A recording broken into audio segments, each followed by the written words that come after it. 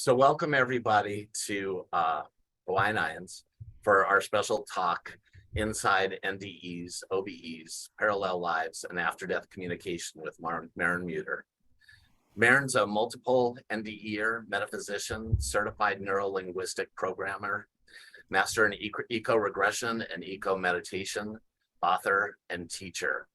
For the past 30 years, Marin has studied consciousness, where it's located, how we're all connected, and while doing so, has treaded into the workings of paranormal, including past lives experiences. Maren has also spoken at IANDS. She's been on Gaia with Regina Meredith and for Regina's book club. Also several interviews, personal interview series. She's also spoken on Coast to Coast AM, along with other venues. Maren also holds a fireside chat that is really amazing on the second Sunday of every month. She holds one in the morning and one in the evening, and you can go to marenmuter.com for more information and to learn about her.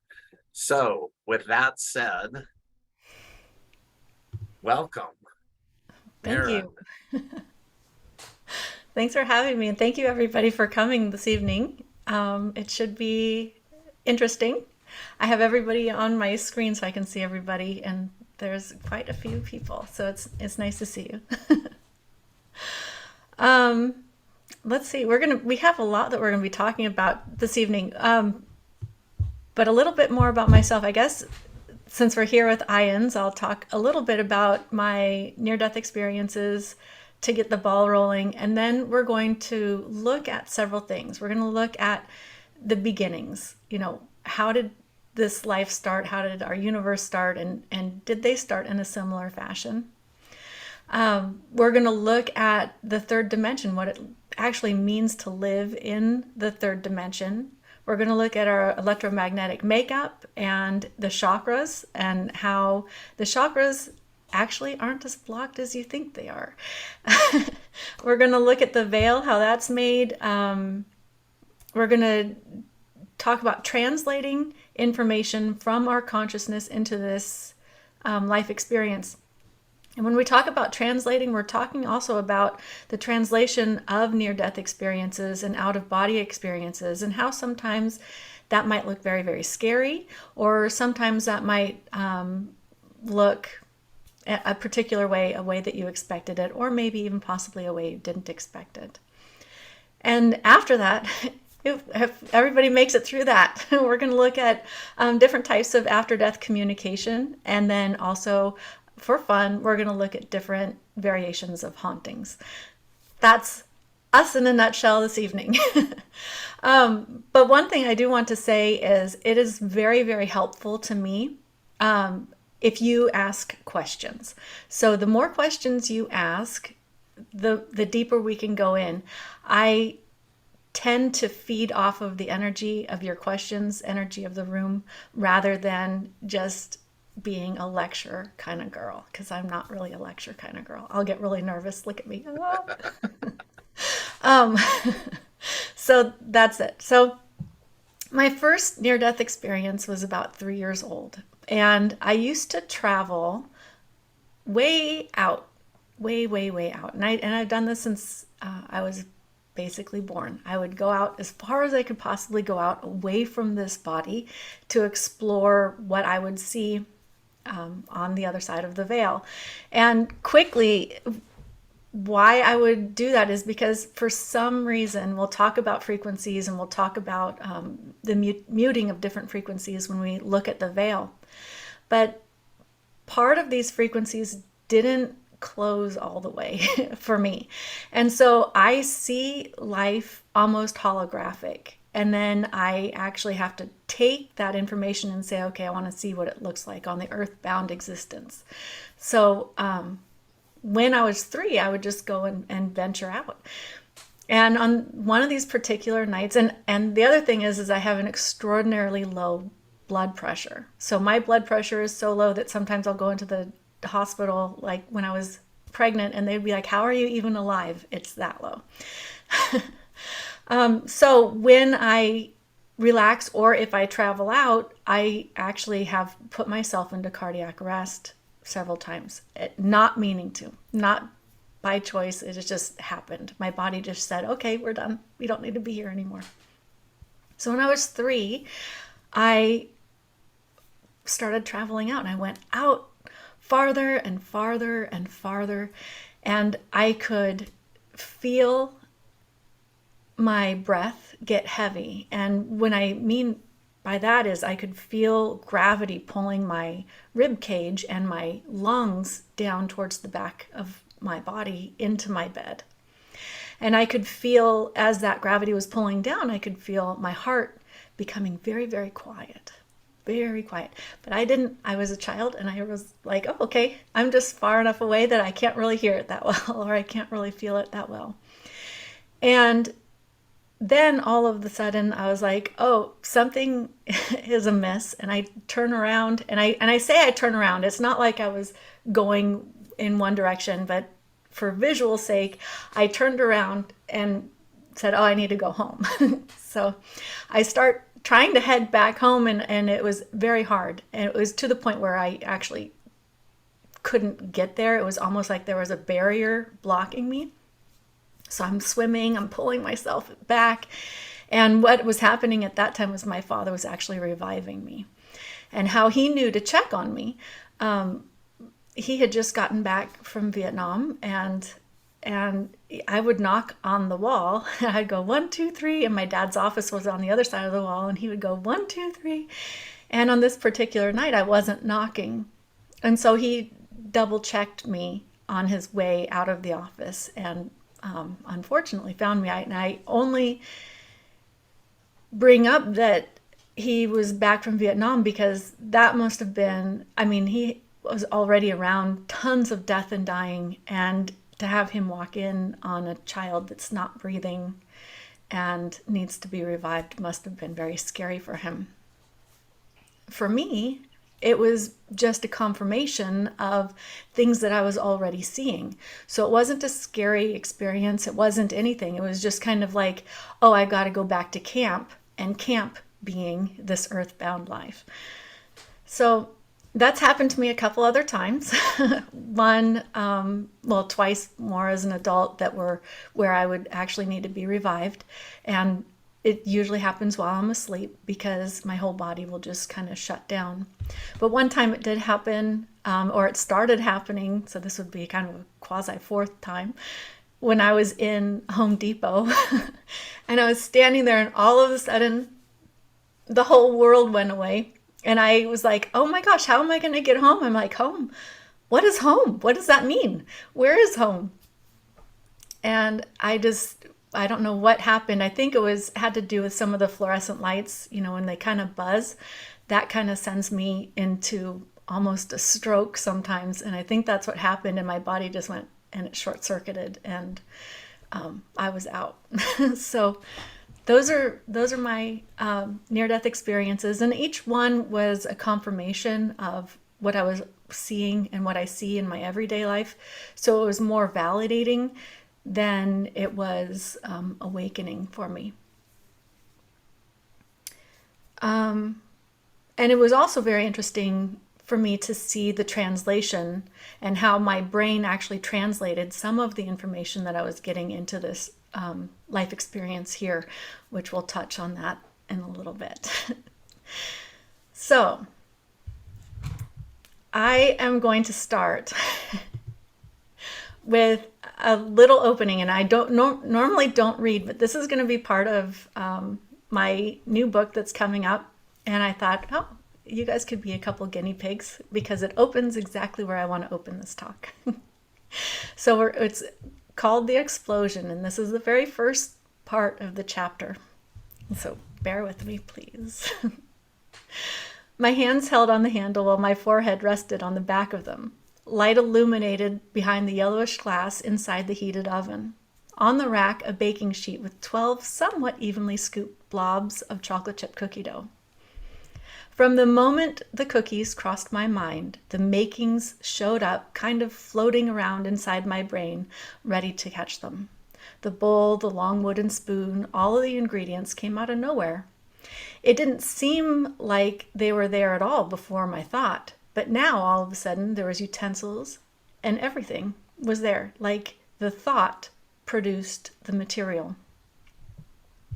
On the kitchen counter, the items were welcomed. To me, they were almost alive. The butter was like those little yellow flowers at the edge of a field, and the sugars were like running barefoot after a butterfly.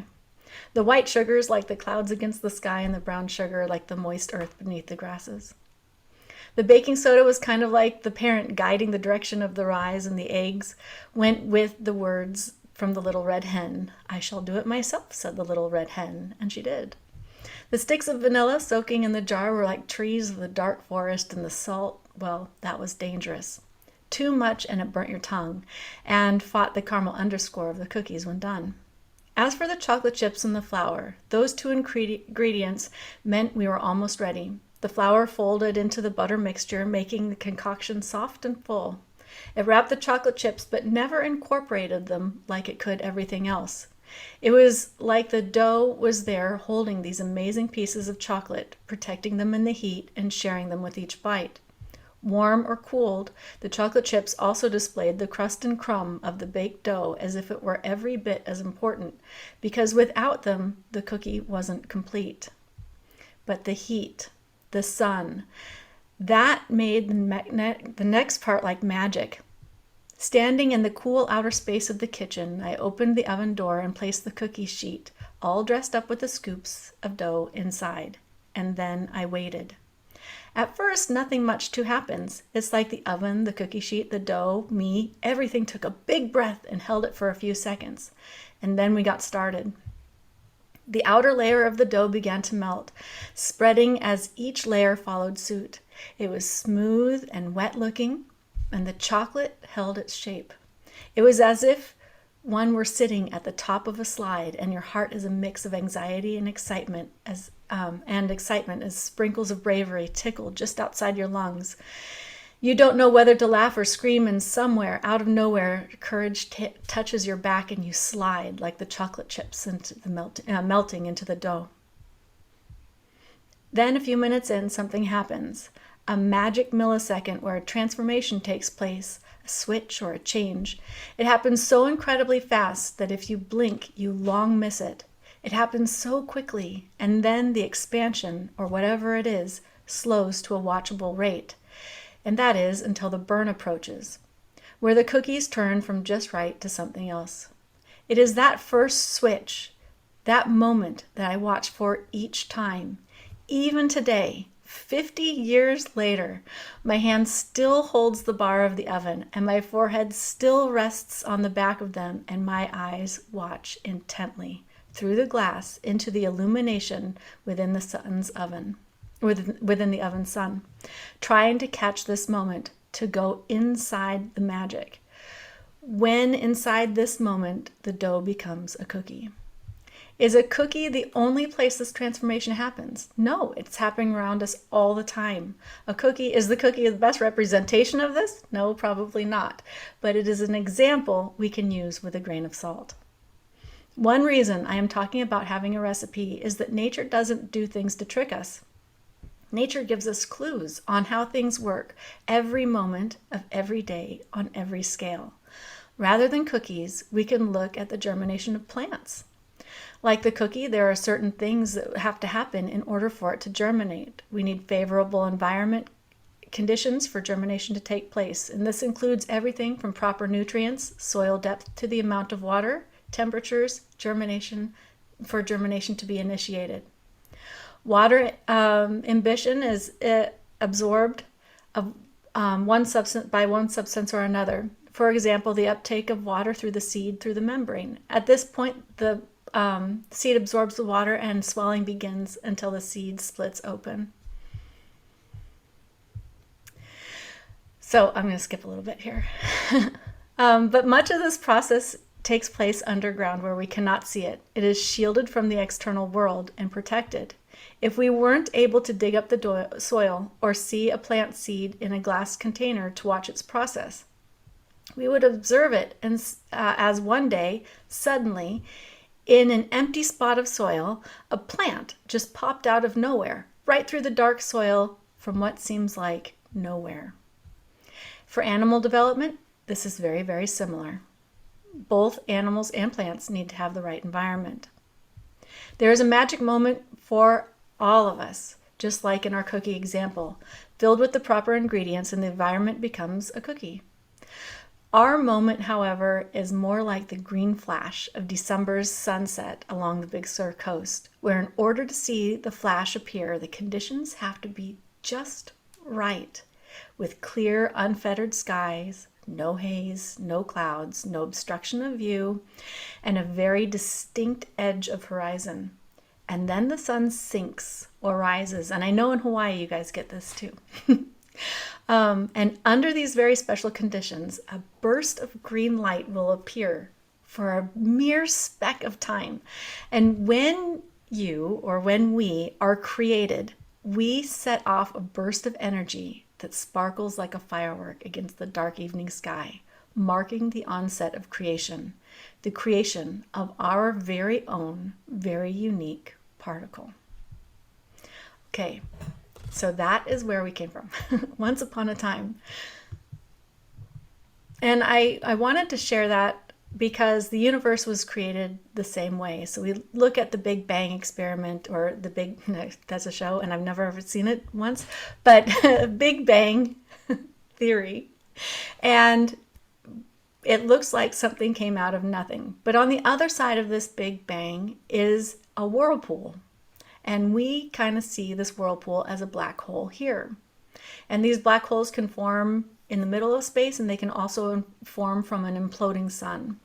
And you think of all that material that's going into this whirlpool, that's going into this black hole, that has intense pressure.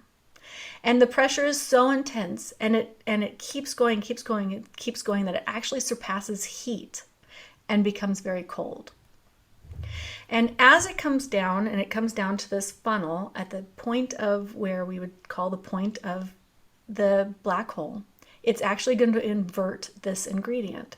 And at that inversion process, at that inversion moment, that's when the cookie dough becomes the cookie. And it explodes. And at first it happens really fast. And so we have the expansion theory that comes out of that. And once that expansion kind of slows down a little bit, then all of a sudden things start forming and start coming to be. And that's what we are. We are part of that. When our sperm hits our egg to create this particular particle, so this Marin particle, at that onset, the sperm goes through the cellular wall of the egg, and a moment later, once that sperm and egg are compatible, there's viability there, all of a sudden it literally sends out a spark, a green flash of zinc, and it looks like a firework against the dark evening sky. And so we all start out like a firework. Now the firework is very interesting. The firework is the onset of a parallel existence. And the parallel existence is very important to understand and know, especially as we continue forward in this talk. The parallel existence is, just imagine that you are the center of the sun, or you are in the center of that firework.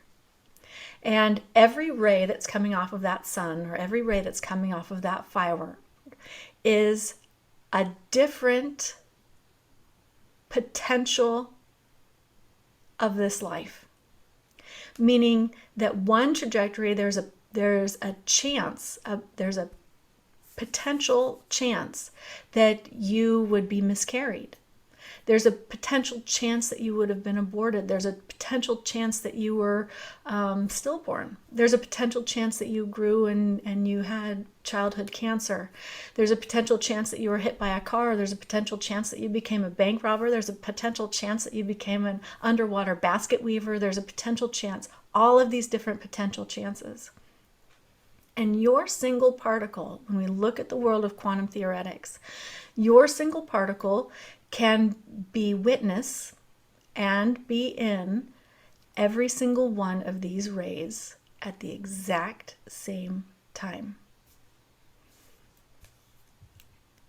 Now I'm going to read one more thing. Sorry, this is a big reading day. I'm also putting together, I have a book called The Book of Buried Letters, and I'm also working on a book right now called Letters from the Attic. So it's the same thing. I just buried a ton of letters, but I also stuck letters in the attic. So I've got this whole purple thing filled up with letters from the attic. And I found this one. I was like, oh, we're looking at balance. And so I thought I would read this one really quick because we're looking at balance. And this is kind of, it's just a child, so bear with it. And children stub their toes. So it says, today I stubbed my toe. I didn't bleed the blue blood from my veins. It was red. Blue blood needs oxygen, and red blood has oxygen.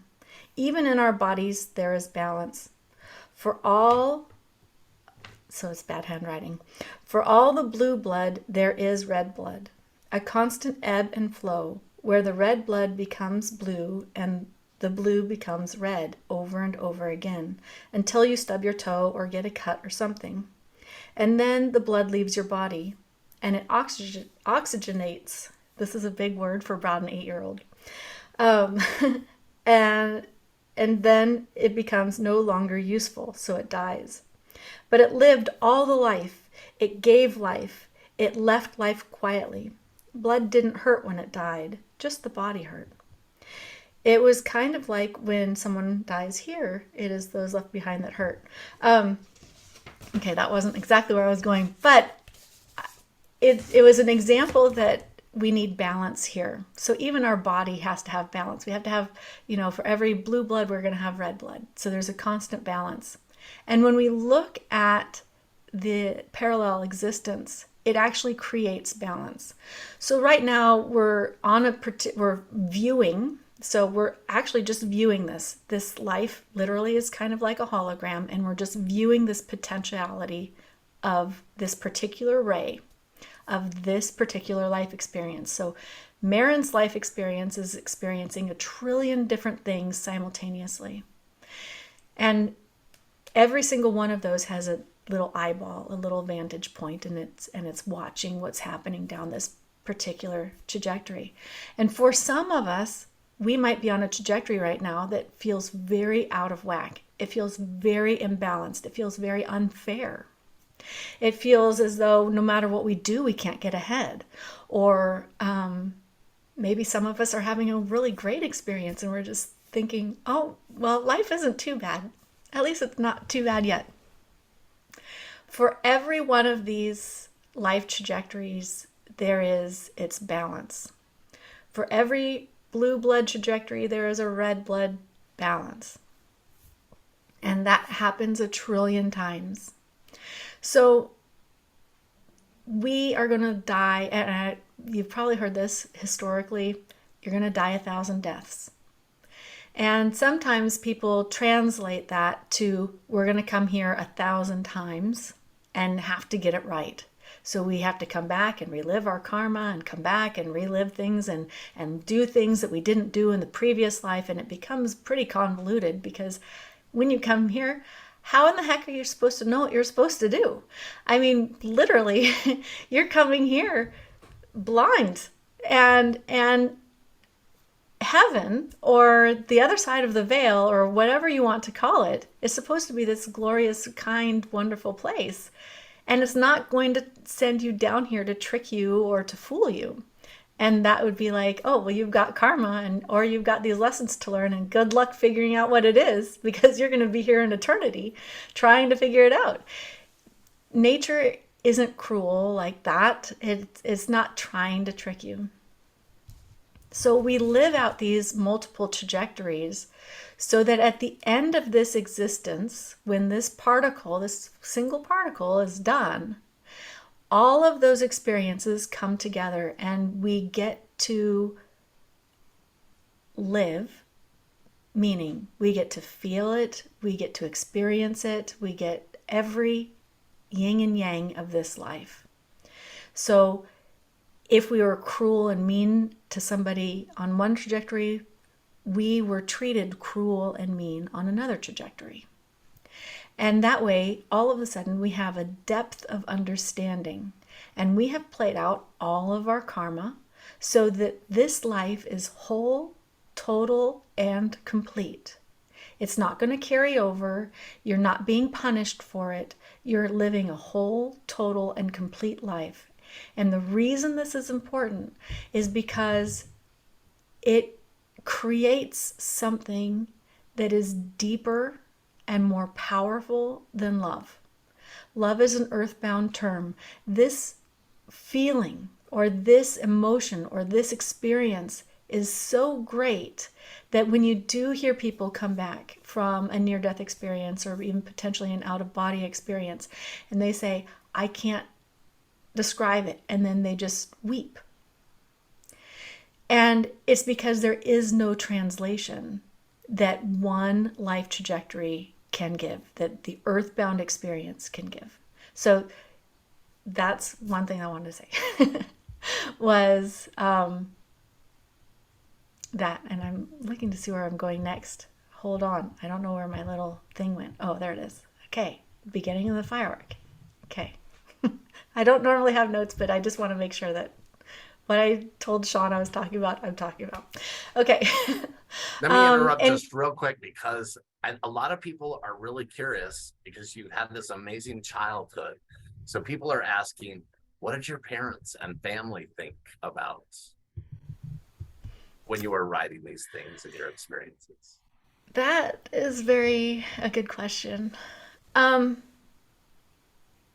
I wasn't looked on too fondly. So a lot happened in my childhood, and I could see a lot of what was going on. I can see more of a whole picture than I do a single trajectory. And so when I talk about, being able to see, my primary vision is almost holographic, and then I have to come back to an earthbound. I have to remind myself, okay, earthbound, there's a book or a wall there. I mean, I don't know how many times I've actually just kind of walked literally right into a wall, and people are like, okay, that was the center of a wall. And I'm like, I didn't see it. I'm sorry. But with that, I could see a lot. And it always tears me up because I wasn't trying to be cruel. And I didn't come out cruelly, but they took it as Marin's a witch. Because I would tell them a myriad of events that would happen years to come. So like, as the years progressed, everything that I would say was starting to come to be. And it got to the point where people in my family just didn't talk to me anymore. So I ended up leaving. And my first house was a phone booth. And I chose a phone booth when I moved out because that was the safest place that I could afford. You can go into a phone booth, and I'm hoping everybody here has been inside a phone booth, but if you go in there, you can lean against the wall, the door, and no one could push in because the door has to push inward, and it's such a small cramped spot that's what you do. So I went from living in a phone booth to being a nanny, and I did that for a little bit, and then I was like, there's a lot more going on, and I actually went into consulting. I did a lot of consulting for malfeasance or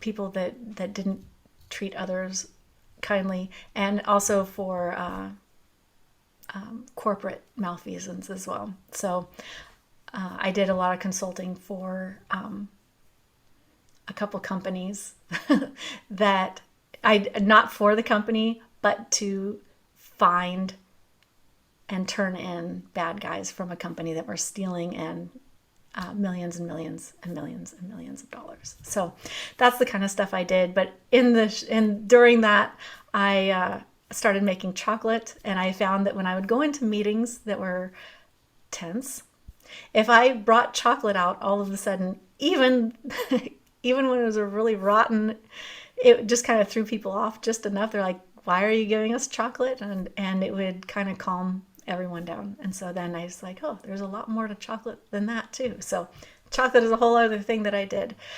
So your family believed you, but they were scared, correct? They believed me, but they were scared, and I think that they blamed me for a lot. And so when my sister had cancer, and I told her she was going to die of cancer. I was like 11 or something, so tact wasn't there. It was just more like, oh, Misha, you're gonna die of cancer, and you should go to the doctors, or whatever it was that I said. And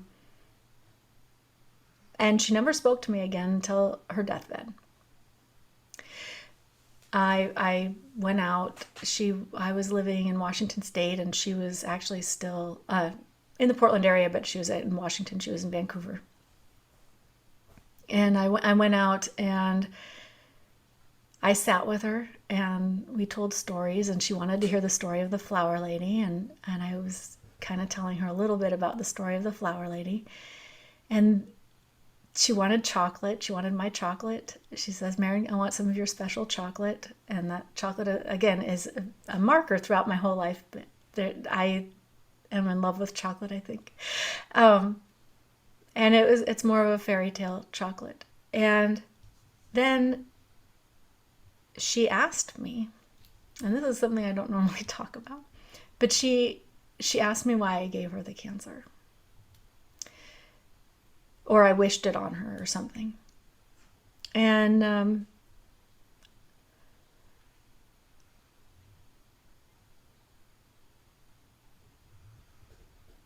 there's two things.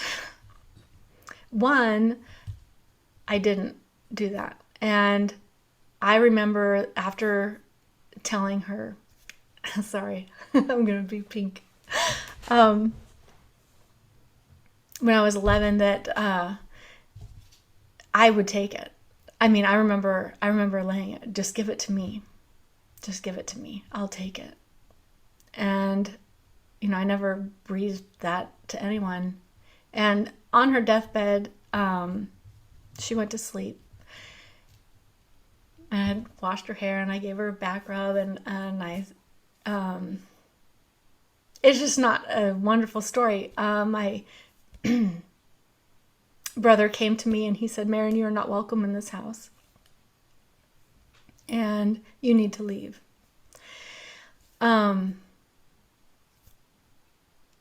So I said, just give me a minute. And he was like, no. And I said, please, 1 minute. And so I knelt by her bed, and I held her hand, and I just said, please, just give it to me. I'll take it. And I said I was sorry, and that was it. That was the last time I saw my sister. So my family has never forgiven me, to this day. That's so helpful to experiencers here, because there's a lot of people here today that are afraid to tell what they know and to stand by their truth. So it's very helpful that you're telling that. I think that an important lesson that I learned as a child, and is true today, and I stand by it, is unless you're asked, even if you see things, it is not your job to tell it. You can appreciate the person more, like I could have appreciated my sister more, and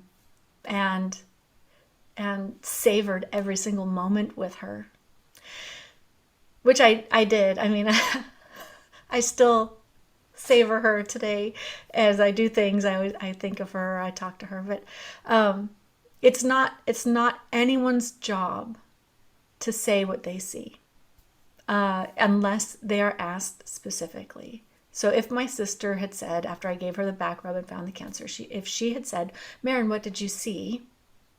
Then I would have said, this is what I saw. And then she would have been receptive and ready for it. And other people would have. Rather than she not asking, and in fact, not wanting to know. Like, just get on with the back rub. Stop trying to figure out what's going on. She wasn't receptive. She wasn't ready to hear it. And so it makes a really big difference. And the other thing that I make sure I don't ever do is I never tell someone a timeline. I never tell them when they're going to die. And the reason why is because all of a sudden we start living life differently. And I want you to appreciate life. And I want you to experience life and have it unfold so naturally for you, because that's part of life's magic. And so that's one thing I want to say. That is so important and so helpful, because a lot of us, like myself, I experienced that, and I didn't know what to tell the person. I did not know what to say. So that is so helpful. Say nothing. It's unless tough. You're asked. Well, I know that there's a lot of people in that position. And thanks for sharing that, Shaun, because that makes me feel a little better too. Yes, and you're in a family of outcasts here. I mean, yes, I am. a lot We're of all us, great outcasts. yeah. That's why this is, like, for many of us, this is our home and our family. So. Yep. All right. So let's see, where were we? We were talking. Oh, okay. We were talking about the firework, the importance of parallel lives. So we're going to get right back on track. Keep asking questions because it's great. Thank you. I want to talk about the third dimension really quickly. And one reason why living in the third dimension actually supports, through the world of quantum physics, this parallel existence. Now, we think that we see things in 3D. So we think that we're living in a 3D world. And we can go to the movies and we can put glasses on, and we can have things fly out at us, and we are seeing a movie in 3D. Well, the thing is we're living inside the third dimension. So we are inside the third dimension, which means we can't actually see the third dimension. We're actually seeing the second dimension. And everything that we see is the second dimension. And how do we know this? Well, all I want you to do is put your hand right in front of you. Go ahead and put your hand right in front of you and tell me tell me if you can see the palm of your hand, or if you're looking at the palm of your hand, what's on the back of your hand. So you can't actually see that. I mean, unless you're doing it here on Zoom in front of the video. But you can only see a plane of shape. And through different shadowings or colorings, we can tell, okay, well, that shape is maybe further away, or that shape is not attached to this other shape. But we're seeing everything in shapes. So that's saying that if somebody's living in the first dimension, they're actually not seeing anything at all. At all. And there is no life at the first dimension, that it's not there. So that if you're living on the second dimension, you would see everything on the first dimension, which would mean that you're just seeing a line, no matter what it is, an apple, a book, you'd just only be seeing a line because you can't see anything else. And the second, so the third dimension sees everything in the second dimension, and we could do a whole other talk on dimensions. I'm not going to waste too much time on that. But because we're living inside the third dimension, we have a very narrow point of view, and it is an isolated point of view. That means that when we look at our little particle that's in the center of our sun, and we have all these different trajectories coming off of us, all these bursts of light coming off of us, we literally will see one of that little particle that has 1 trillion eyeballs to look down a trajectory. And then we have another little eyeball, one of those trajectory branches. But it is isolated from the rest. And so that's the same as everything here. So I'm isolated now in this room that I'm in currently. I can't see what's on the other side of the door. I can't see physically here. I can't see what's happening down the street. I can't see what's happening in Africa. I can't see anything else but what is literally in this room, what is literally in my purview. And so that creates isolation, and that creates this feeling that we're living on a linear path where we're born, we die, and we have these ups and downs. We have these particular lessons we're supposedly supposed to learn, or different expectations. And so that's just one isolated thing. Now, when we die, when this physical body dies, and our consciousness continues, when this physical body dies, then all of a sudden we get to actually see the third dimension, which means that we actually get to see all of these life experiences that this particular life experience lived or witnessed. So that's really an interesting thing to look at, is perceptually, how is it living in the third dimension, and what does that mean then consciously? So consciously, once this physical body is done, and we look at this physical body as an observation tool, and we have, this observation tool is doing all these trillions of different things. The exact same Marin is living a trillion different, or witnessing or observing a trillion different life trajectories. When this body is done, when this observation tool is all done, then I get to have this beautiful life experience. And it's like a wonderful magic music note. And that music note goes up and it feeds our overarching symphony, which is our consciousness, our overarching consciousness. And some people will say, oh, it's like a little orb. And sure enough, there we go. We're going to be a little orb of a music note. And we're going to have that music note be an integral, important part of our overarching consciousness, which is like a symphony. And that music note is whole, total, and complete. It's not going to feed over to another music note. It will blend. It will be nice. It will make pretty music. But there we go. Thinking of this body. This body is an electromagnetic organism. And because it's an electromagnetic organism, we have a field of energy that exudes or radiates off of our body, and it also picks up on other energy around us.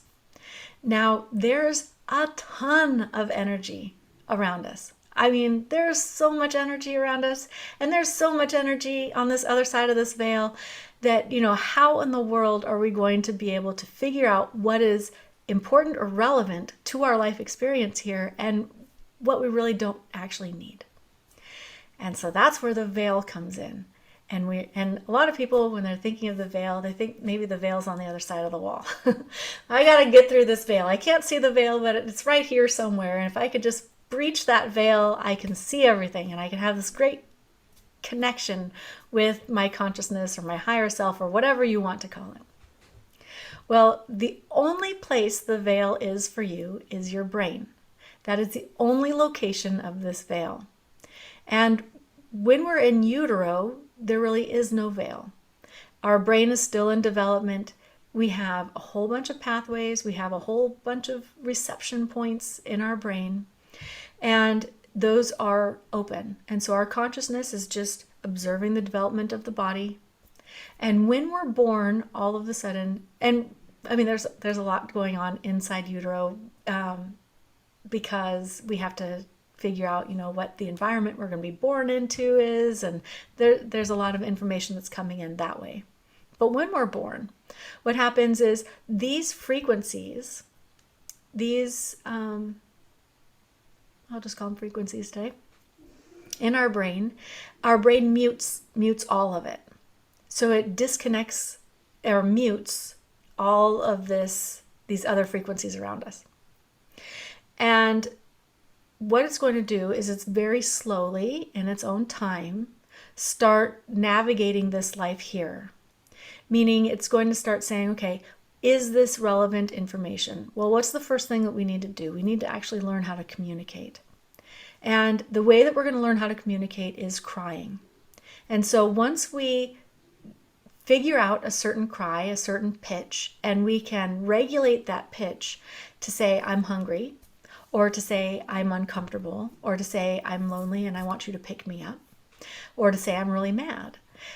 once we start having comprehension of this communication tool, which is crying, what's going to happen is these frequencies are going to open a little more in our brain, and a little bit more information is going to come in because we have comprehension of the former information. We know what it's for, we can use it in our life, and we are now ready because we need more information. We can't just go around crying all the time. And our mother or father keeps talking to us, and we have absolutely no idea what they're going to say. So language starts coming in, along with a lot of other things. And these little frequencies, these little openings in our brain kind of get a little bit bigger, and it starts letting words in. And when we can comprehend cat, then all of a sudden it's going to say, oh, well, you knew cat. Now how about apple? And then we start learning apple. And we'll learn it in the language of the country that we're born in, or in the language that is in our home. And words are strictly for earthbound communication only. You do not need words for ethereal communication at all. 0 words. You don't need them. This is strictly earthbound. So let's say you're in school and you're sitting in class and you're in first grade and you're learning 2 + 2 = 4. Great, good job. And as soon as you can comprehend that 2 + 2 = 4, then these frequencies open up and they allow more information in. So you're actually not learning in school that 2 + 2 = 4. What you're doing is learning comprehension. So you're comprehending information from the world around you, and your teacher's trying to get you to comprehend that a little bit faster, or to put labels on it, because you kind of know that 2 + 2 = 4. You'll learn that whether you're in school or not, because it's going to be relevant to your life experience here. So as soon as you get comprehension, you will gain more information. Now, we don't all need to know calculus, and we don't all need to know all of Shakespeare's plays, because they're not relevant to our life experience and are on this particular trajectory of this life experience. And so your brain might not, it will just be like, I don't want to know it. I don't need to know it. I'm not going to open those pathways. No. And you don't need it because you've got a calculator. So that's where the veil actually comes from. And there's ways to open up, some of these pathways in your brain to allow more information to free flow in. Now, sometimes you get a great download. That's what some people call it. They'll be like, I got a download of information. It was absolutely amazing. And I can't remember any of it because it wasn't relevant to your life experience here. So you got a snippet, you for some reason got this information, and then as soon as that moment was done, it goes whoop, and you're just like, dang it. But you kind of have the gist. You kind of remember what it felt like. You're like, oh, it was so good. I wish I could tell you. But yeah, if it's not relevant to this life experience, you're not going to remember it, or in this particular moment of this life experience. So, all right, any questions so far to that point? Yeah, so Janet wants to know, do we plan the trajectory before the soul enters the body for this life experience? Oh, nice. Okay. I'm going to give you a quick no. We don't. We don't have to plan anything for this particular life experience because there's no lesson that we need to come down here and learn. So there's no lesson. So if we died in a previous life experience, and my name was Bob, and I died, and I went up to wherever I went up to. And then all of a sudden somebody comes over to me and says, Bob, guess what? I'm like, what? You forgot to learn this. And I'm like, what? So you're going back down there, and you can go pick your parents, and you can pick your friends, and you can do whatever you can pick. And if they want to come down and play this life out with you, you can. Well, we don't have to actually do any of that because we are living in this parallel existence, and because we are living out every possibility that this particular life as Marin, I'll just use myself as an example, could live, There's nothing that I need to come back down, or there's nothing I need to actually plan for, because I'm going to be experiencing it all anyway. So I don't actually have to say, okay, I'm going to have pepperoni pizza and I want birthday cake, and I'm going to have white cake on this birthday and chocolate cake on this birthday, and I'm going to go to this university and I'm going to meet this human being, and this human being is going to be nice to me, or this human being is going to be rotten to me. I'm not going to be picking any of that out, because guaranteed all of it's going to happen. I'm going to have a rotten person and I'm going to have a very kind person in my life on one of these trajectories. Maybe I'll have a rotten person and a kind person in one trajectory. Who knows? But I'll be playing it all out. So no, the quick answer to that question is no. Yeah. So then explain karma. No karma. You're not coming down here to play with karma, because you're living karma out right now. So there's no punishment, correct? No. And the reason, I mean, we can get into, what evil is and what and all that is, but that's all earthbound. That all has to do with the malfunctioning of this humanoid body. And it could happen only on one of the trajectories. So let's say that I was a mass murderer on one of my trajectories. Well, on another trajectory, I might not be a mass murderer, but I will be playing out both of those things. I will be on a trajectory where I am very mean and cruel to people. And I'm going to be on a trajectory where I'm very kind and nice to people, because I have to balance those out. It has to be balanced. Life is balanced, nature is balanced, the universe is balanced. And so in order for our life to be balanced, we have to live out a whole life of Marin. I use the apple pie. I have a quick story of apple pie really fast. I was an apple in this life, in a former life, and I was on an apple tree, and I got to do absolutely everything an apple did. I made apple juice, and I made apple sauce, and I did all these things, except I didn't become an apple pie. And I get up, and someone ate me, and they threw the core away, and I'm all done being an apple, and I'm up in wherever it is, heaven or wherever it is, and this spirit comes over to me and says, you did such a great job being an apple, but you forgot one thing. And you're thinking, okay, what did I forget? Well, you didn't become an apple pie. So you need to go back down and become an apple pie. Perfect. I will go back down and become an apple pie. So you can talk this as a lesson or as karma or however you want to put it. So, I am a little bud, and I come out and I'm starting to grow, and I'm green and tight, and then all of a sudden I start plumping out, and I'm looking around, I'm like, wow, it smells so sweet and beautiful in this orchard, and I look at my skin and it's orange, and it's got a really weird feel to it. And I'm in an orange grove, and I'm an orange. And I also don't remember that I'm supposed to be an apple pie.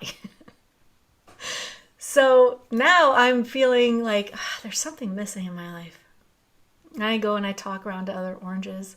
I'm like, there's just something missing. Something's missing in my life. And I find one orange that's like a mystic orange. And this mystic orange says, Orange Marin. I'm like, yes.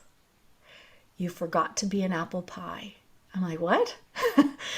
Well, you've got to go be an apple pie, or you're not going to fulfill this karma, or you're not going to fulfill this lesson you were supposed to learn. And I'm looking around, I'm like, I'm supposed to be an apple pie? And yes, that's what you have to be.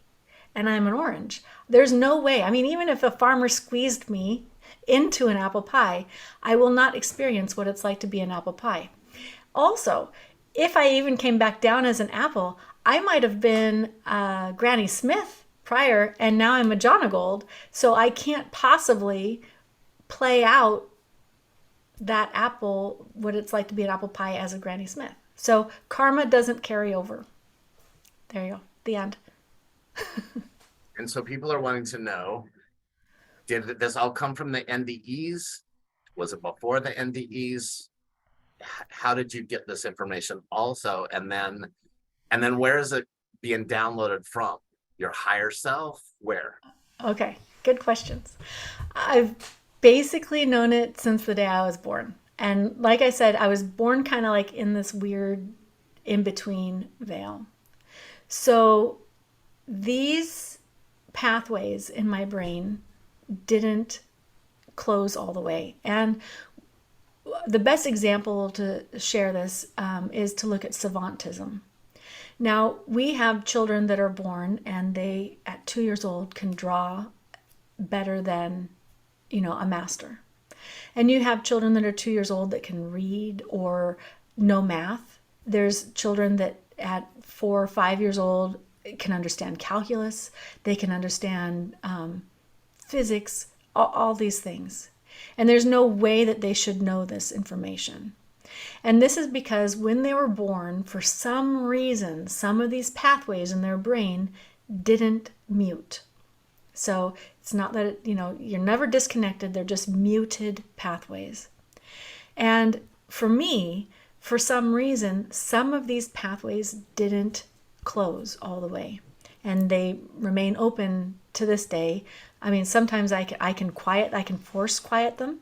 But if I'm just relaxed, I'm kind of like in this in-between space. So that's really where a lot of this information came from, is because there are frequencies that aren't closed all the way. Now, when I had my NDEs, what happened was it was more of a confirmation. It was more of a, okay, I went home and felt really good, and now I got to come back down here. Like I said, it feels like I'm at camp here. Where is the information coming from? Well, none of the information for any of us is inside this body. This body is an observation tool. So that's how I want you to look at it, is you are an observation tool. And your consciousness doesn't live inside this body. That's why scientists have a very hard time finding where memory is located. So we can put probes on in the brain, and find out what electrically it looks like when we start recalling memory. But we have to listen to that word. It's memory recall. So we're open. Those are, when we see the lights going on in our brain, those are different pathways opening and closing that are going into our consciousness. So our consciousness is out here. Our consciousness resides on the other side of the veil. We are all connected to what you would call as a higher consciousness, but let's just call it our consciousness for what it is.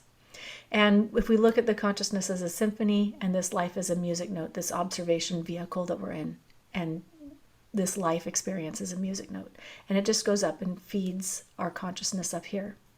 So we all have access to our consciousness, and the information that we have every single day. So every time you have a thought, every time you're doing something,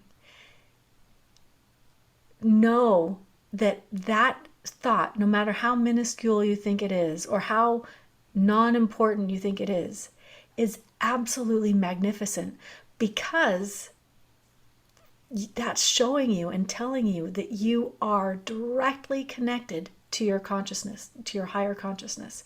You are directly connected to the other side of the veil. And no one is closer to you than you are for your consciousness. There's no one that can be closer than that. So I'm getting my information the exact same place you're getting your information.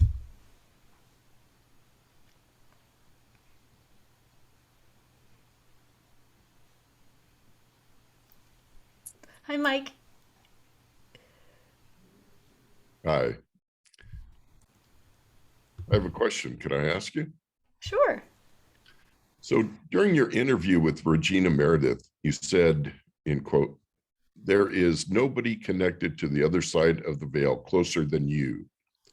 That means no one knows the other side of the veil closer than you, and you have direct access to it. And we can find ways to open that up." Can you talk more about that? How we can open that up? Sure. Okay. So, and that's a great quote, because that's exactly what I was just saying. So when I talk about no one is closer to the veil than you, it's because your veil is in your brain. So we all have a veil, and it's all in our brain. That's it. That's the only location our personal veil is.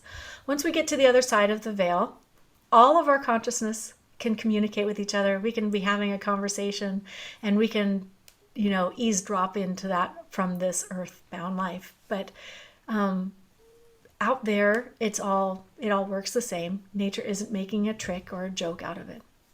So there's ways that we can open up some of these frequencies. And one of the fun tricks that I do, a good party trick, and so we'll do it now for fun, is go ahead and put your hands together and bring your elbows up. So I'm going to stand up so you can see me. So you kind of want to sit. So we're going to bring our elbows up. We're going to press our hands together, and we go ahead and press as hard as we can. And as you're pressing your hands together, I want you to be kind of pressing from your shoulders. So press from your shoulders and your elbows into your hands. And we're going to hold this for like a minute or a minute and a half. And I'll just keep talking. You guys keep pressing. And when I say press hard, I mean press hard. What we're going to do is, because we're an electromagnetic organism, we're actually creating a circuit right now. So a circuit that's not normally there. And when I say go, what you're going to do, so just watch me now, but don't do it yet.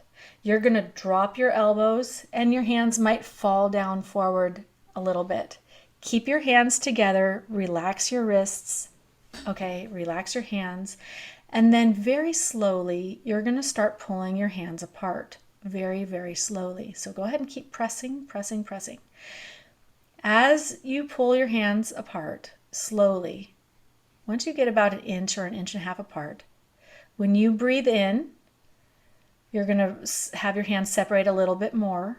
And when you breathe out, or you can hold your breath, I just want you to feel, don't try to force your fingers together.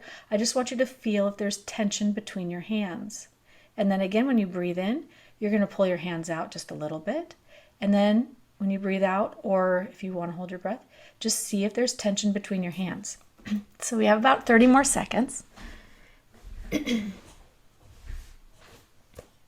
And when you're ready, you can go ahead and drop your elbows and let your hands fall wherever they're comfortable and relaxed, and have your wrists nice and relaxed.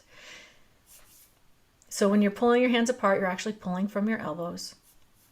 And very slowly, just very, very slowly, go ahead and start pulling your hands apart. So when you breathe in, your hands come apart a little bit. And when you breathe out, or if you want to hold your breath a second, just see if you can feel tension between your hands. And then we'll pull them out a little more and see if you can feel tension.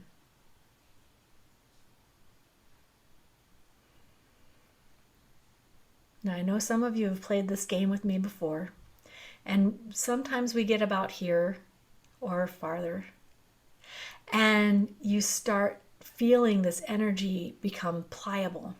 So it almost feels like taffy, and you can pull it and pull it and squish it, and it almost feels like a plasma. And when you're doing that, you're actually touching the other side of the veil. That's the other side of the veil. You're touching it, you're holding it in your hands right now. It's pretty cool.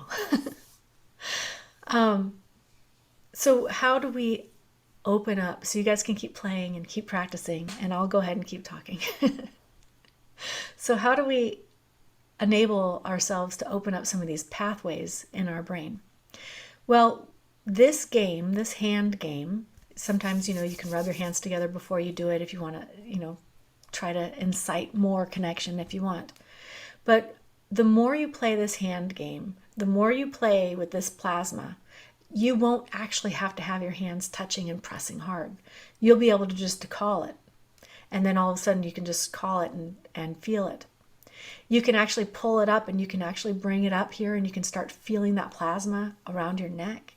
You can bring it over here, you can bring it around your head, and you can actually feel the energy. You can actually, I don't know if for me, if I go into an MRI machine, I can feel the magnet moving my brain. It feels like my brain's going in a circle.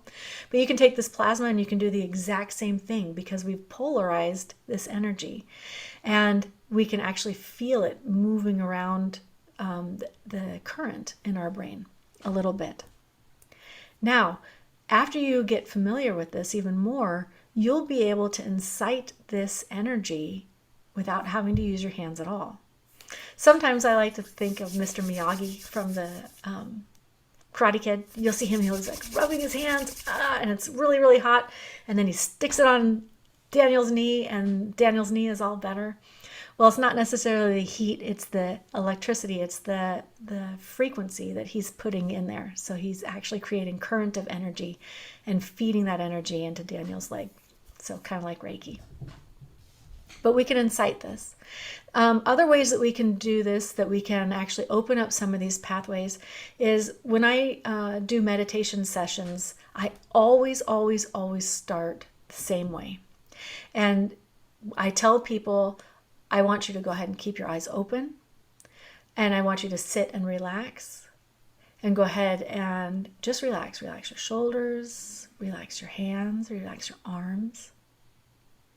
And I have them hold maybe a book if they're new to meditation, or I have them hold a stone or something, and we're just going to go ahead and relax. And we're going to look across the room to the ceiling. Or if you're outside, you're going to look across to find one point. And you're going to focus in on this one point after you kind of observe the ceiling or the tree or whatever you're looking at. And when you come in, you find one point. I want you to put all of your focus into that one point. And that one point, I'm going to have you continue to concentrate on that one point, on the ceiling or wherever it is. And then you'll close your eyes. And when you close your eyes, we're going to start bringing light out of that point. So I want you to start imagining a ball of light come through that point on the ceiling and just kind of hover. And now you've got this ball of light, and you're going to have it hover. And slowly we're going to bring that ball of light right into our head. Right in. It's going to hover right over us, and we're going to slip it right in comfortably underneath our hair. We're going to slip it right into our skull, and it's going to blanket our brain. And this is what a really deep meditation is going to do. And you can practice this, and this is going to start opening up these pathways, because it's going to say, okay, this energy that I am bringing in is relevant because I'm bringing it into my brain. And because it is now relevant, and really that energy doesn't have anything in it, it's just energy. There's not a point or purpose to it, it's just energy. But what it's doing is it's actually creating a pathway for you to go straight into that consciousness. It's kind of a sneaky back door for your brain to head right up in there and be able to get more of this information. So, Mike, that was a really good question. I hope that answered it. And there's a couple of questions about trajectories and parallel lives. Can we switch trajectories? Can we switch in midstream? No. And do our parallel lives, can they intersect ever? No, we are not going to switch, because remember, we're the exact same particle, and every single trajectory is incredibly important. Every single trajectory is just as important as the other one, because it's a balance. So we can't jump from one to another. If we're having a really bad trajectory right now, right now at this very moment, you're having a bad trajectory, but you're also having an extraordinarily good one too, I promise. But you're not going to be able to bounce back and forth. Now, these trajectories are not on the same universal plane. We're actually, you might have heard of the multiverse. So there's, in quantum theoretics, we study what's called a multiverse. And there's multiple universal layers of the exact same thing. And so if we look at the sun, if we pretend our little particle is the middle of the sun, and then we have all these trajectories coming out off of us, every single one of those trajectories is another universal plane, set up the same way. So it doesn't get overcrowded. You don't bonk into each other. We have to remember that we right now are only viewing second dimension. We are only living in third dimension, and we cannot even come close to imagining what the fourth dimension is, because that is completely out of this human experience. So it's not relevant. We don't need it.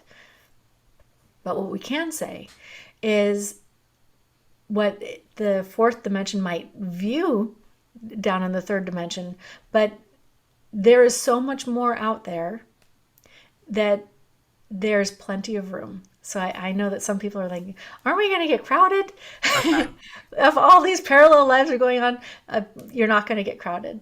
It's just like how much information is on the internet. There's a lot of information on the internet. And is the sky crowded? Are you having trouble walking through the sky right now?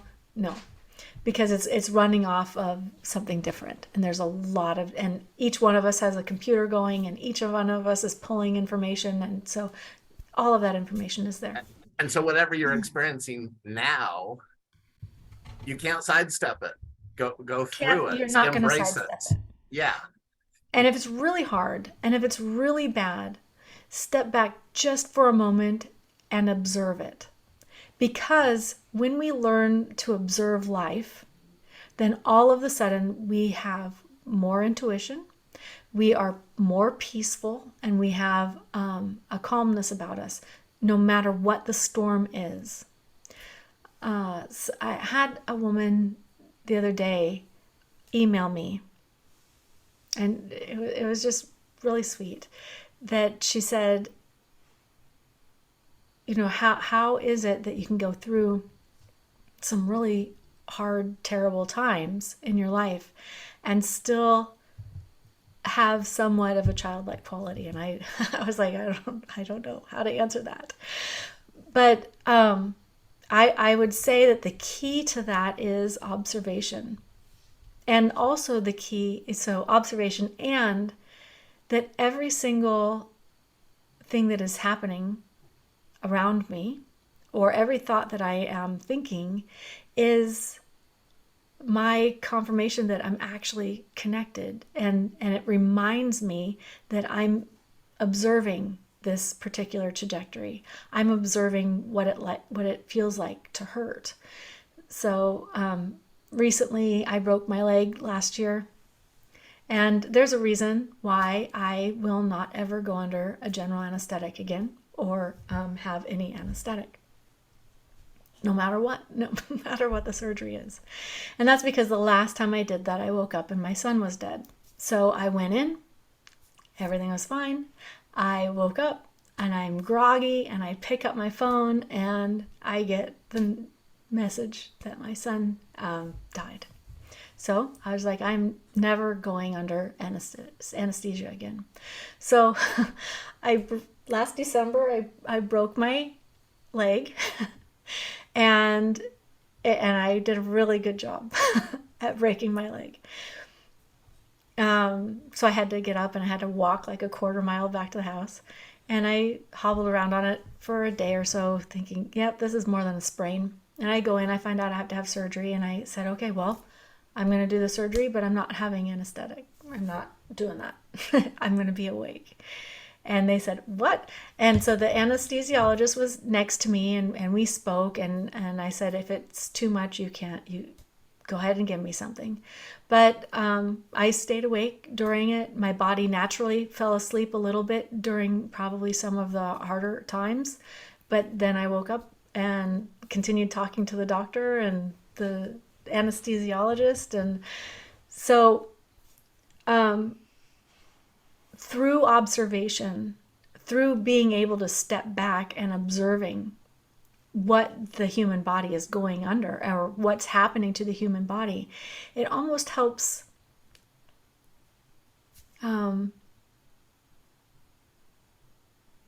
my dad's voice is coming to my head. He's like, calm, cool, and collected. Because my dad would always be, you need to be calm, cool, and collected no matter what the situation is. But I'm thinking it's more of an observation, and knowing that I'm connected to the other side of the veil, and knowing that I can step back, because as long as I am breathing, as long as I am here and this body is somewhat viable, then it too shall pass. So whatever that pain is, and no matter what you're going through at that time, it will pass. It will pass. Sometimes it takes a lot longer, and sometimes it's shorter, but it will. And I forgot exactly where I was going, but there you go. That's so important, because a lot of us, I remember maybe 15 years ago when I was going through a dark night of the soul, and I tried every way around it. And finally, when I realized you just have to go through it, I mean, you can't sidestep this stuff. That's what we're here for. That's right. That's right. And if you go into it, so yeah, I like how you say you walk into it. You go into it. So if it's excruciating, walk into it. Go right inside and give that pain a color.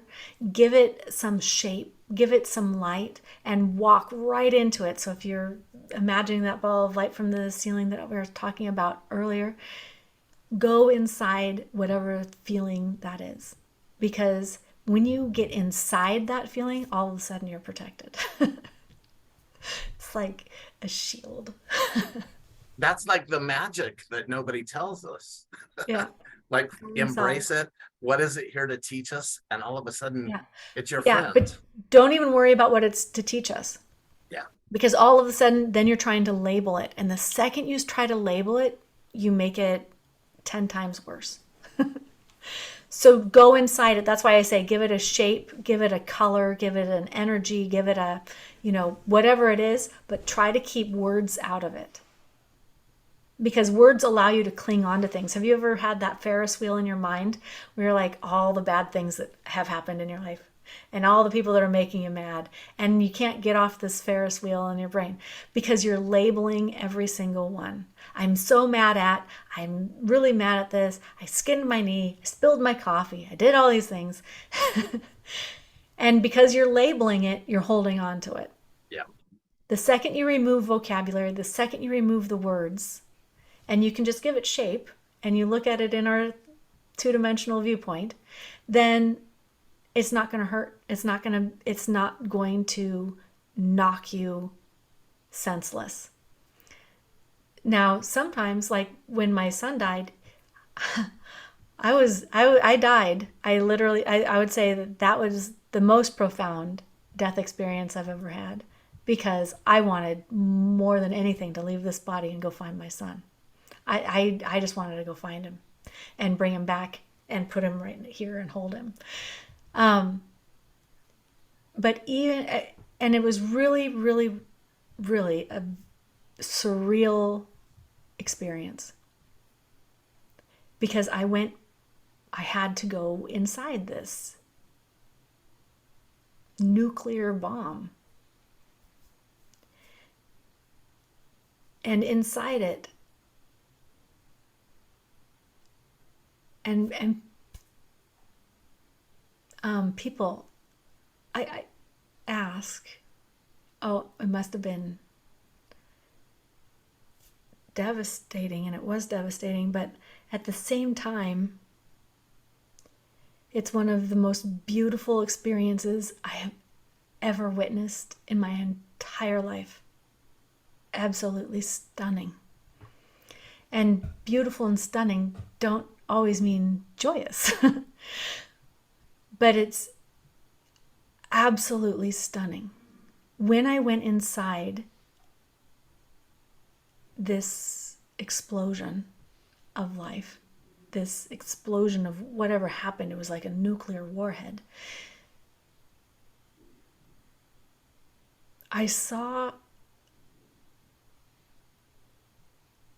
the sunset my son died underneath. I saw the movement of his body on the hillside for hours, moving just gracefully. It was almost like Taekwondo. He was an Army Ranger, but in this moment, absolutely beautiful. And I saw the staff that he was moving around with, but it was a rifle.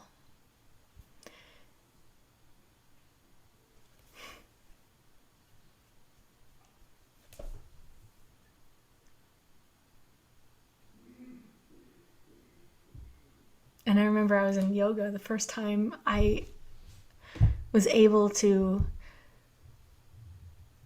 complete staying in. And I didn't remember my body just going into Shavasana on its own, but it did. And my face was just dripping wet. But I was inside this.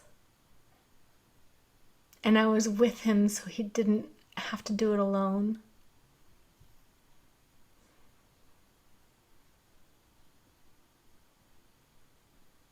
But it was amazing because when the crack of thunder rolled in the background, that was the same moment that the gun went off and his body fell. But it was so amazingly beautiful when his body fell and became the sunset. That because I was able to go inside this, because I walked into this nuclear bomb, every night for months and years afterwards, when I couldn't breathe because I missed my son so greatly, that when that sunset came, we were together, because that binding of whatever it was, and that strength and that surreal moment was ethereal and was brought back to me every night with that sunset. So don't be afraid to walk into that pain, ever. Because inside that pain, there is a gift. Not necessarily a lesson, we're not going to label it, but there is a gift inside that. That's so beautiful. Thank you for sharing that. We'll jump just ahead just for a second and share that your experience with your son, that you communicate with him every day. Mm-hmm. Just to brighten everybody up for a second. Sorry. Yep, we're going to bring the room back up now. No, when my kids were young, we would always tease around in the car. We'd be driving around. Okay, if one of us dies first, we have to promise to haunt each other. And we're like, oh yeah. Okay, we'll haunt each other. So my son David has not failed on that. From the second, I think from the second he left, he came to visit, but I was under anesthesia. But when I was on the plane the next day, again, chocolate is a big deal in my life, but I always give chocolate out. I have chocolate with me all the time, and if you meet me, I have chocolate for you. And but no one really ever used to give me chocolate because they didn't know, really. And that was one of the first messages from my son, was this flight attendant. I was about to age myself with stewardess, but flight attendant walked back towards me and asked if I needed anything. And obviously I was like devastatedly crying. And I said, no, I'm fine, thank you. And she goes back to the front of the plane, and on her way back, she just stops in her tracks, and she comes back. She says, this is going to sound really strange. She says, and I don't know why I'm saying this. And I said, okay, well, you can tell me. That's okay. She says, would you like some chocolate? I've got some in my purse. And that was like the very first sign from my son. He sent, he would change my telephone number and computer systems to his telephone number. He would turn the microwave off and on. His number is 3, so he'd push the button on the microwave 3 times during dinner, and the microwave would turn on. I would get up, I'd turn the microwave off, and then I'd sit back down, and all of a sudden, beep, beep, beep. And then it would turn back on, I'd turn it off, and he would do it like 3 times. He would pick padlocks because, as any good mother, I taught my children to pick locks when they were young. And so I had this padlock, and he would actually pick it up. And a very good friend of mine that is a medical oncologist who before me was like, yeah, life is done, life is done. I was like, come look at this, come look at this. And it was the padlock picking itself up and actually picking itself. So my son would do that. He just does stuff all the time and all the time. So sometimes just really small things. He'll leave me like heart stones. The other day I was going to post this on Instagram today, but I think I was going to do it next week anyway. But on this particular walk, I was like, oh, Davey, here's a heart for you. And then all of a sudden, the rest of the walk, I think I saw like 14 hearts, literal heart stones. And so he does stuff like that. So very small, but very nice. Beautiful. Do you want to, so we'll talk about translating the information from NDEs and OBEs. Okay. Because we are going over, but as long as you've got the energy and everyone else has the energy. Thanks for sticking in there. and then you guys have to stay around till towards the end, because Marin lives in a rail haunted house. And so she's, we'll show the picture of it, and you can hear, she'll explain from firsthand account different types of after-death communication. So don't miss that. All right, so we're going to talk translation. So when we leave this body and we're leaving the earthbound plane, so whether it's through an NDE or an OBE, so near-death experience or out-of-body experience, sometimes the translation looks very, very skewed. And sometimes it feels like we were there for a long time. We're like, oh, I was there the whole time I was out. The whole time that this body was done. Right when this body died, I went into this tunnel, and then I did all these things, and then I came back. Well, this is a different viewpoint of what actually happened. So this body dies, and when this body, or we're going to say that our brain stops, so our brain is not animated right now, so no electrical workings in our brain. Those pathways that we're talking about that are creating that veil subside. So now we don't have any veil, and our consciousness is free-flowing consciousness. Now our consciousness has eternal information, ethereal information, like a lot of information. And information that is not relevant or untranslatable through our brain here. So we're doing whatever it is. We're not seeing words. We're not seeing things from the three-dimensional viewpoints. We're not seeing things two-dimensionally. We're in ethereal world. We're in an ethereal realm. Now the millisecond that our brain reanimates, so now we have electrical working in our brain again. It has to download where we are, because it's restarting. It's like restarting an engine. So it's got to prime the pump and get the gas going and all this kind of stuff. So this information, now we have to quickly close off information that is not relevant to this life experience here. So all of these little frequencies, these pathways are muting and regaining some sort of knowledge that we had here before. So maybe sometimes they mute a little bit wrong and we end up with amnesia, or we have other things that are going on. But at the same time, as this is muting, some of this information is coming in.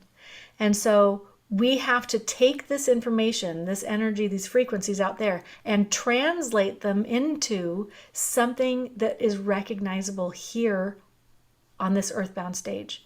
So we look at through studies, lots of studies, and talking to a lot of people, thousands of people, we see that those translations correlate with what we were taught, either as children or what we have heard.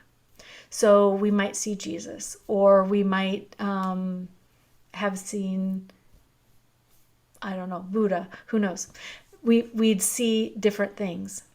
And sometimes when we're translating these things, it's very obscure. And because we have information that we can't translate, then we might have been taught that those frequencies or that stuff that we're trying to translate, we weren't supposed to see it. It would have been bad to see it. And so we translate it into something terrifying. And all of a sudden now we have a very dark near-death experience that is terrifying. And you feel like you went to hell. And you're like, I was a good person. Why did I go to hell? But that's due to the translation. And we look back at that translation and we say, okay, what were you taught as a child? What is your belief system today? And we really do look at so many different factors in these translations. Now, there's a common thread on these experiences. And one of those common threads is it's indescribable. So we can't describe it. There are no words to put on to this experience. And many, many people just weep. And many, many people feel disconnected from the earth here, from this earthbound stage here, because the information that they got or the experience that they had is still echoing throughout their body. This feeling of something bigger and deeper than love is part of this body, and it's very hard to then reassimilate into this life where it feels like a lot of people are blind to the absolute I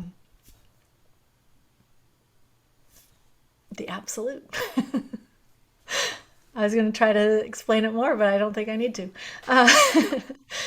But that it's literally the reanimation of your brain, and it's the frequencies quickly muting and then having to translate lingering information into something that's recognizable. And as it's doing that, we also have to remember that time is something, totally different than what it is on this earthbound stage. And so it feels like all of this information that we saw, we were there for days and hours and weeks and months and eternal time, when actually the images and visions that you're getting are happening in a millisecond. So it's really very interesting. It's really very cool. And no one went to hell, I promise. Even though I know it was really scary, you didn't go to hell, I promise.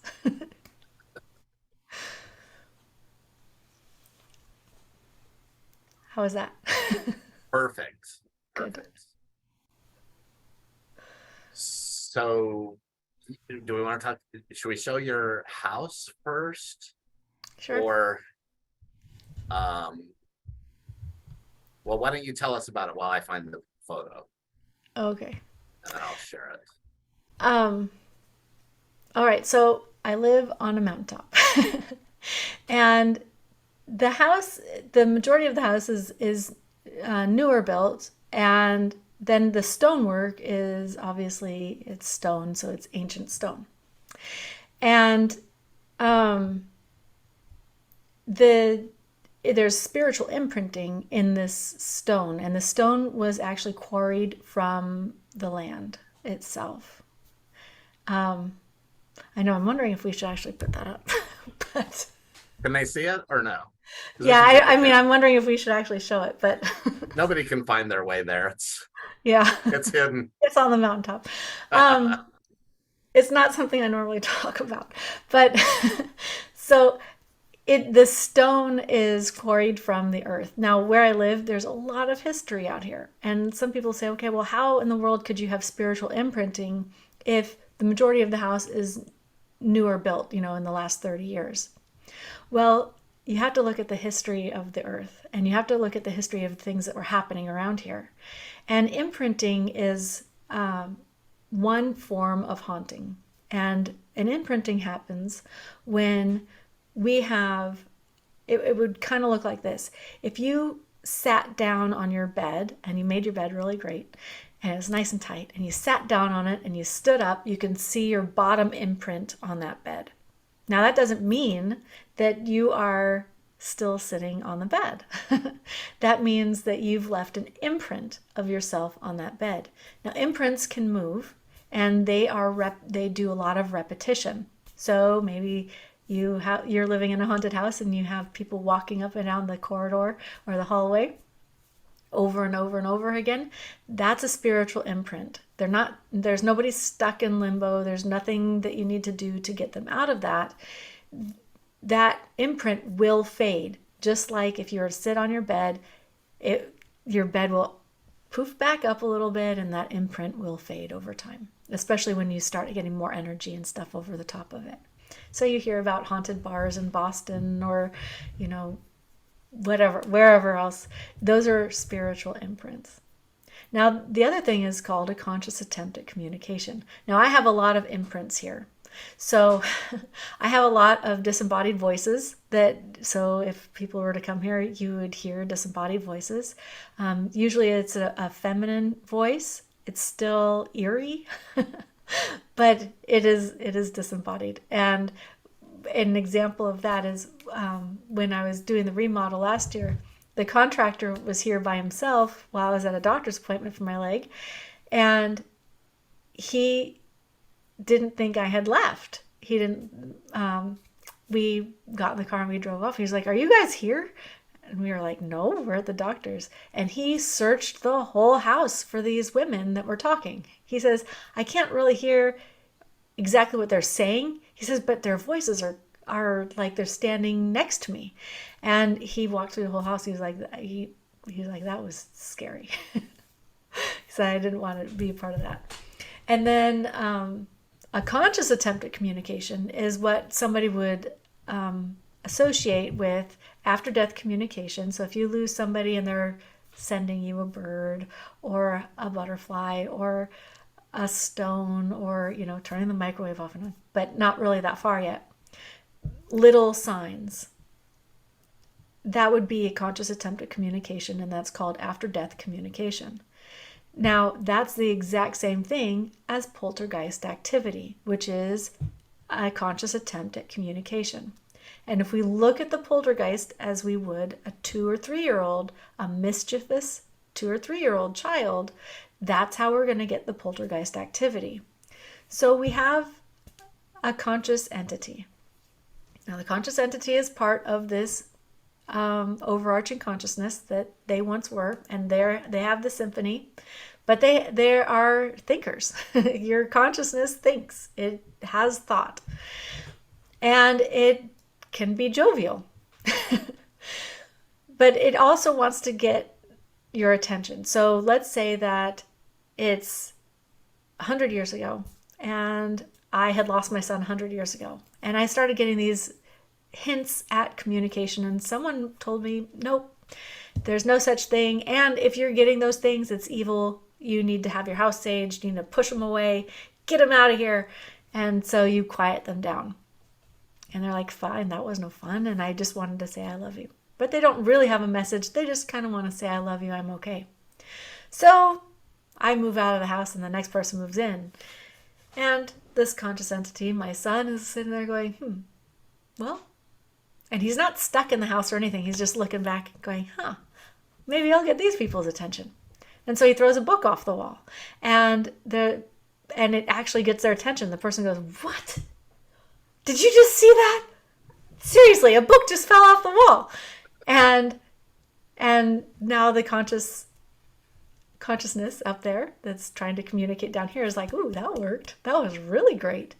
And then he does it again, and people are like, "It's old hat." He just throws books off the wall. So he has to up the ante. And now what can we do? Well, she's in the kitchen. Okay, I'm going to throw a knife. Maybe that will get her attention. Not intending to hurt you, to get your attention. I'm going to have blood drip from the ceiling. That should really freak him out. But it's more like going to a haunted house. It's not meant to be scary or anything like that. And the easiest way to stop poltergeist activity is to turn around. And you can do this if you want to, but treat it like a 2 or 3-year-old child and say, okay, I have seen you and I have heard you, and now we are going to play different games. I mean, really, truly, you can stop a poltergeist activity in their tracks just by recognizing and saying, wow, that was fantastic. Now let's try something else. And then usually they go away. So you just again, put a lot of it can look really exorcists out of scary. work. It can, You just put a lot of exorcists out of work. I know. But that's basically what they're doing. But sometimes even exorcism doesn't work because they're poo-pooing it and they're not taking it seriously. Even though exorcism is supposed to be taking it seriously, and they're like, oh yeah, it's here, it's here. They're not really. It's more of a show to push somebody else away rather than, it's just like the pain we were talking about earlier. Step into it and say, okay, I saw you, that's enough. Yeah. And so it's done. what about, okay, so here's a really good question, which so let's say you grow up in a house with a lot of turmoil, parents fighting, all kinds of stuff. Can humans, through depression and all the stuff that goes on, can they create negative energy that then other energies attach to? You know what I'm saying? Can people create poltergeist or invite them in through their negative energy? Does that make sense? Yeah, I'm thinking how to answer that. You're not going to have an energy attached to you. You're not going to have an entity attached to you. You have your energetic footprint is yours. So any disruption to that, your body would actually cease. So your body works in a very precise manner. Your electrical organism, your electrical current is very, very precise. Any change to that, and your body could cease to exist. So imagine, sticking a fork in a light socket. You can't do that because you could die. So you really can't have another entity attach themselves to you. You're not going to have an entity come in, because if they have a different polarity, or they have a different, which they do, guaranteed, because our polarity, our frequency, our current is just as unique as our thumbprint. So there's only one of us. But we can, I'm trying to get this the easiest way. When you have a group of people and they're all happy, and you have one person come in and they are depressed or sad or something like that, rather than that person becoming happy, the whole group, by biology, goes into what's fight, flight, freeze. And so you bring the whole mood down. Now, when you grow up in an abusive situation and you have depression and whatever else you have, you're in a constant state of fight, flight, freeze. And you're in a constant state of turmoil. And it is very, very, very hard to get out of that because of the chemicals running through your body. You can draw in by picking out all the negativity. You can make a house feel horrid. I mean, you really can. And people can walk in and that house will feel heavy, because that's the energy that you're exuding out there. And everything has this fight, flight, freeze response. Plants have it. Everything has it. And so you can change the energy of the room. So it's much easier to darken a room than it is to lighten a room. And that's going to be up to you and realizing and understanding that if you're no longer in that situation, that you are okay and that you are safe and that they can't hurt you anymore. And once you understand that, not believe it, but understand that, then that energy changes within you. And then if that's your house environment will start to change because you have the most significant energy in your house. Perfectly said. That's absolutely perfect. So I think we'll ask one last question that several people have been asking me, and so many people are, feel what you went through as a child. How have you found happiness now, and how do you look at your biological family? I love them very much. I've never not loved them.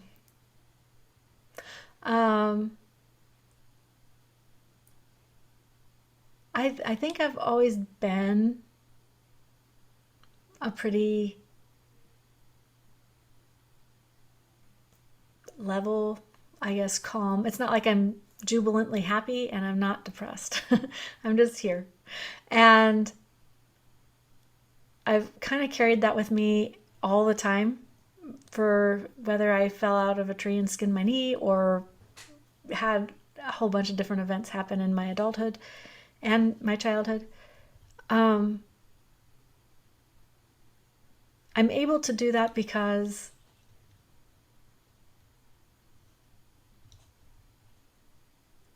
I believe in the more, M-O-R-E.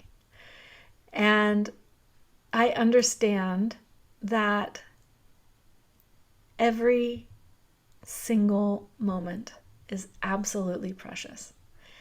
And I don't know why I started thinking that way. It's not Pollyanna syndrome. It's just that every moment is precious. Even the dark moments are precious. And I've been in dark moments. Beautiful. Thank you so much. I want to remind everybody to go to marenmuter.com. She has amazing firesides twice a month. Is it twice a month? And in the morning and at night. Also, soon, if you any donations that you make to her website, you'll get to try her chocolate as a thank you gift. And and also please join us on the 20th of September for our sharing group. For people who have not been, it's for people, you don't have to have had just NDEs, but any spiritually transformative experience, you're welcome to come. And it's a safe place for experiencers to share your stories. And if you haven't had any experiences, you can just come and listen. Yeah. But and those are fabulous. I love those share groups. I just love hearing people's experience. Yes, and we love having you were at, I think, the very first one that we did, the Hawaiian IANDS one, the very first one. Mm-hmm. Yeah. Thank you so much, Marin, for sharing your beautiful house. Aloha to you. Aloha. Everyone, thank you. Have a great night, and we'll see you all soon. All right. Bye. Bye.